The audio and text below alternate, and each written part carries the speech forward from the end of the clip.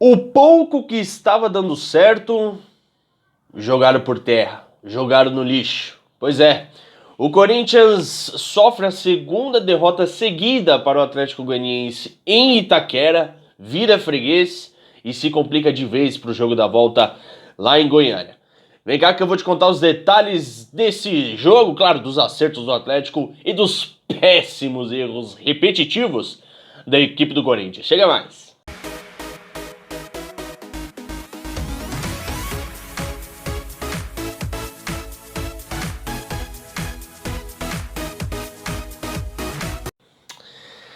Muito bem, turma, para vocês corintianos, para vocês santistas, palmeirenses e são paulinos, rivais, sejam todos muito bem-vindos. E para vocês rivais, eu sei que vocês estão aí para dar risada da minha cara, né? Para dar risada do corintiano, fala a verdade. Pois bem, sejam todos muito bem-vindos, pessoal. Vai deixando o like de vocês, vai deixando aí, se inscreva, né? Se inscreva no nosso canal, ativa o sininho para receber as notificações. E vamos falar um pouquinho, né, gente, desse vexame do Corinthians. Cara, que difícil esse Corinthians, né, gente? É impressionante, é até cansativo você vir aqui falar de derrota do Corinthians no último ano aí, vai. 2019 sofreu, mas pelo menos levantou uma taça. Mas enfim, desde o Brasileiro de 19 já vem essa dificuldade, né?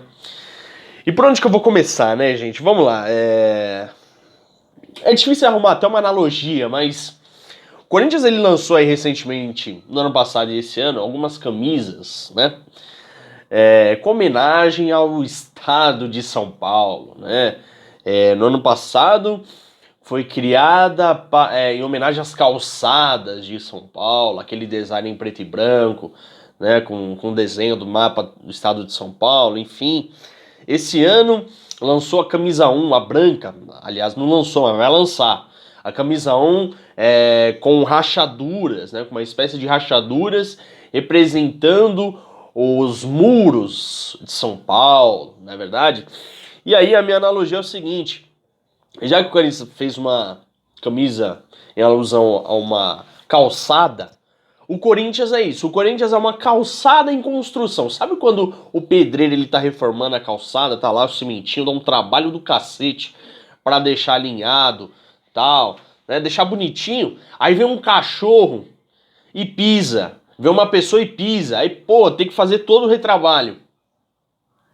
É uma calçada difícil de fazer, de nivelar, uma calçada totalmente desnivelada. Aí você vai lá, consegue ajustar um pouquinho.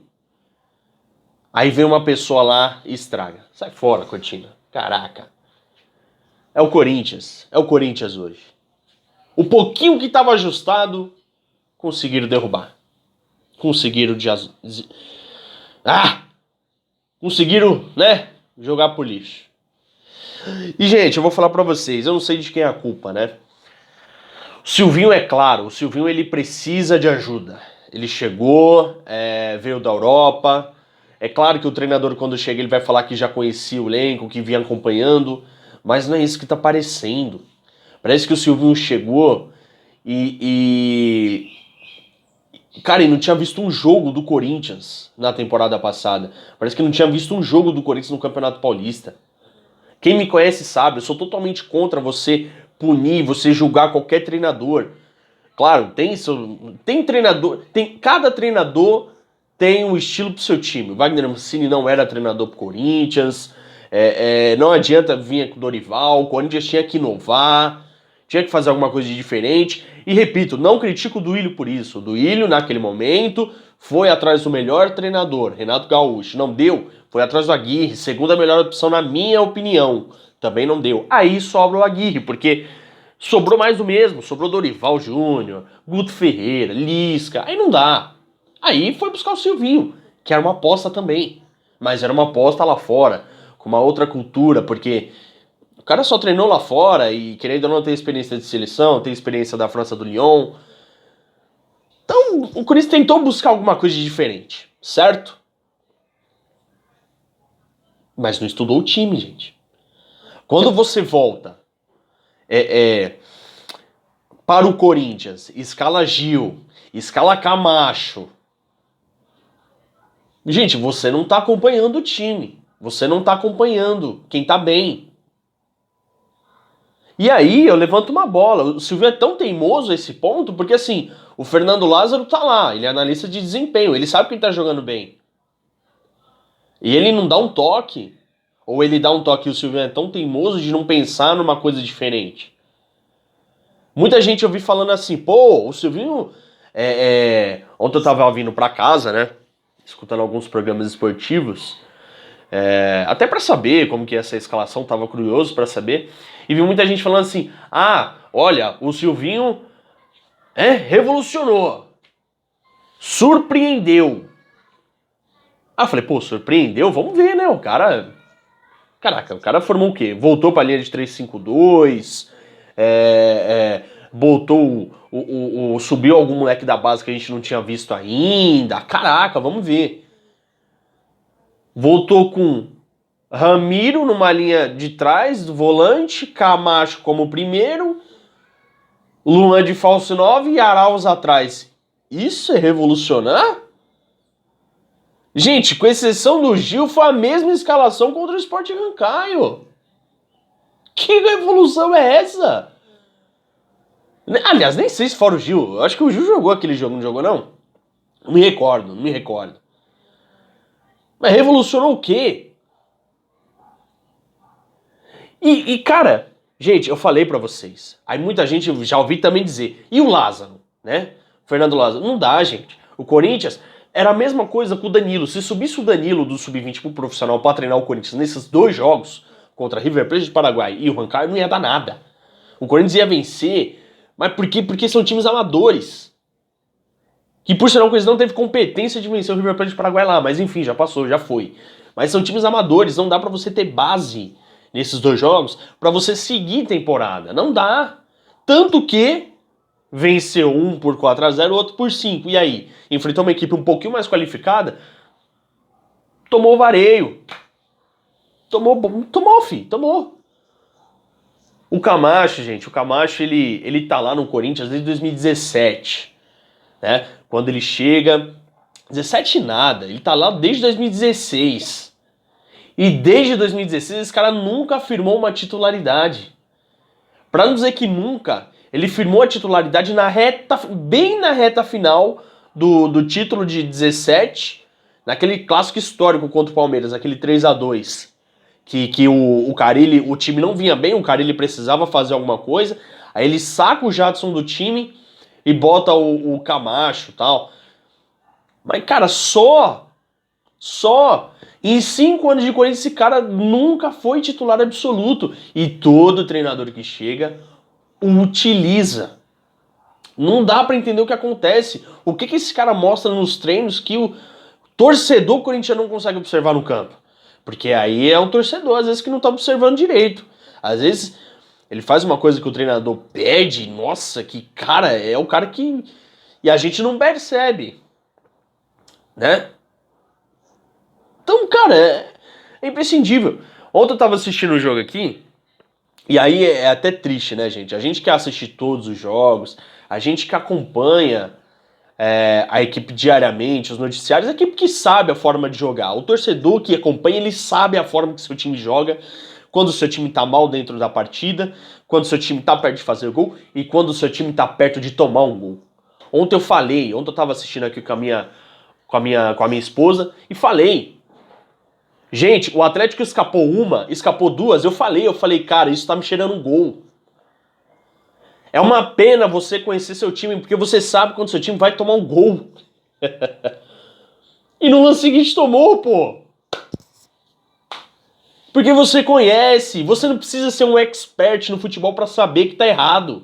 Pra saber que o time adversário tá com facilidade daquele lado. Aquele tal de Dudu, que é o cara que é lateral direito, meu Deus, que facilidade pra jogar ontem. João Paulo. O João Paulo não foi marcado no domingo e não foi marcado ontem. Ontem deu uma pena do Fagner correndo atrás dele, mas o Fagner também já não tava naquele pique. Não conseguiu acompanhar o cara, velho. É assustador, gente. Essa é a palavra. Assustador o desempenho do Corinthians. E assustador o que vem por aí. tá? Eu não vou ficar aqui apedrejando o Silvinho, é a segunda partida, é um início de trabalho, ele precisa de ajuda. Da mesma forma que eu falei que ele não estava acompanhando o Corinthians porque estava fora, ele precisa de tempo de adaptação porque ele estava fora. Então eu não vou vir aqui falar que está errado. Teve sim suas convicções erradas no momento da escalação. Ele não mexeu. Se eu não me engano, das 4 ou 5 mudanças que ele fez no time, 2 foi no ataque. O que significa isso? Que estava conformado. Por um lado eu fico puto, porque pô, o cara não mexe no time. Como assim, cara? Ele colocou o jogo aos 40 do segundo. Mas por outro lado eu entendo. Ele viu o que tem nas mãos. Se ele se atira, ele toma 3, 4. E foi pouco. Porque mesmo fechadinho, o Atlético meteu uma bola na trave e o Cássio fez uma bela defesa. Então poderia ter sido pior, gente. Poderia ter sido pior. Certo? E aí eu vou dar uma reflexão pra vocês, torcedor. Que é o seguinte. Muitos torcedores têm dito assim: Yuri, o Corinthians não consegue jogar em cima do adversário. O Corinthians encontra muitas dificuldades contra equipes fechadas. Concordo. Aí muita gente fala assim: o Corinthians tem que voltar a jogar no modo que jogava com Carille, com Mano Menezes, com Tite, fechadinho. Concordo. Com uma ressalva. O que me preocupa é o seguinte: aquela equipe fechadinha do Mano, do Tite, do Carille, era uma equipe boa tecnicamente, tanto para defender quanto para puxar um contra-ataque e ser eficiente. Essa equipe do Corinthians, pessoal, se jogar fechadinha, é capaz de tomar do mesmo jeito. É uma equipe baixa. É uma equipe que não sabe marcar. É uma equipe que não acompanha. Lembrei, tava falando com um corintiano ontem também. Pô, bota o Cantígio. O Cantígio não consegue ser titular desse time, gente. O Cantígio, eu concordo, pra ontem seria uma boa. É um jogador que consegue achar um passe, acha um lançamento num ponto futuro. Tudo isso é uma maravilha. Mas se você pega um Palmeiras, um Flamengo, um time rápido, que você precisa marcar, o Cantígio não tem combate. O Cantígio não tem velocidade. Ele não tem físico pra marcar.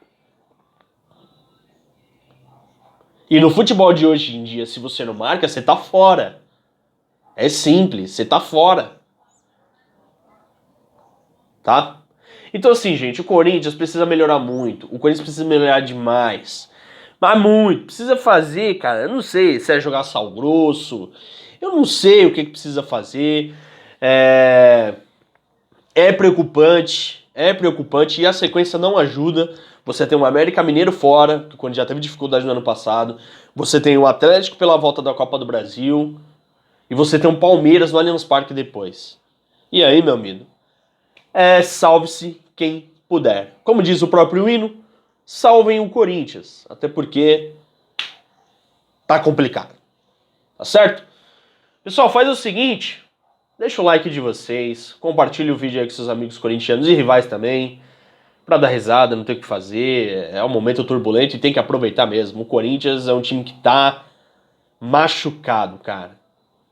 Tá machucado. É triste dizer isso. É triste, mas é um time que tá ferido. É um gigante que tá realmente indo pelo ralo.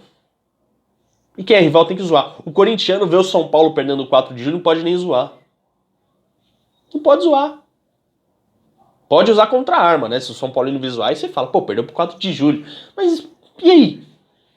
É isso. Acabou aí. Beleza? Pessoal, siga lá nossa página no Instagram também, @fimdepapo, 2 is. Fim, com 2 is, de papo, tá bom? E claro, comenta aí o que você achou do desempenho do Timão e se tem alguma esperança de melhor aí pra sequência da temporada, tá certo? Tamo junto, um forte abraço. Hoje tem Palmeiras e CRB também pela Copa do Brasil. E claro, tem pós-jogo pra vocês também, tá certo? Beijo pra vocês.